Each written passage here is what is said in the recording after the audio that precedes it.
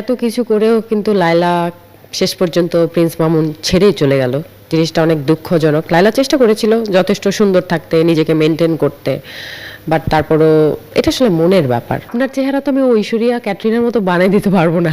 আপনার চেহারা যা আছে বেসিক, ওইটা রেখে কারেকশন করা বা একটু ভলিউম, একটু ইনহ্যান্স, বিউটি ইনহ্যান্স করা। এতই যদি পরিবর্তন করা যেত তাহলে তো আমার নিজের চেহারা আমি অ্যাঞ্জেলিনা জলির মতো করে ফেলতে পারতাম, বাট এটা আসলে সম্ভব না। আমার চেহারা যেটা আছে সেই বেসিকটা থেকে একটু মিনিমাল কারেকশন, একটু সৌন্দর্য বৃদ্ধি করা। মানে আপনার জীবন সঙ্গী হবে যে মানুষটা, সে যদি আপনাকে এত কারেকশন দিতে বলে, আরো আপনি তো একটা মিয়াম আছেন, কারেক্টেড মিয়াম, তো এখান থেকে আরো যদি কারেকশন চায়, আপনি আসলে বিষয়টাকে কিভাবে দেখবেন? একদম আমার এরকম যদি কেউ আপনি বললেন লাইফ পার্টনার, এরকম লাইফ পার্টনার আমি বানাবোই না।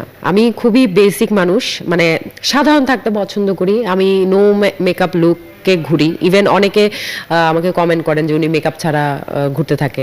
সো আমি মেকআপ দেওয়াটাও পছন্দ করি না। আমাকে যে এমনিতে পছন্দ করবে সে আমার সাথে থাকবে।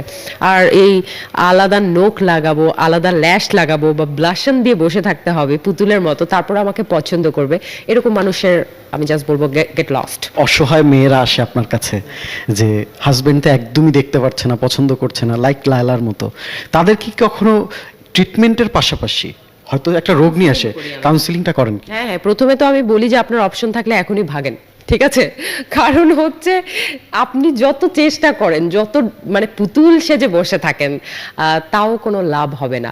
মানুষ তো মানুষকে ভালোবাসবে, তার সৌন্দর্য ঠিক আছে, আপনি লাইফ পার্টনার, নিশ্চয়ই আজকে আপনি সুন্দর আছেন, কালকে সুন্দর নাও থাকতে পারেন। এগুলো ব্যাপারগুলো না একবারে সাময়িক ব্যাপার।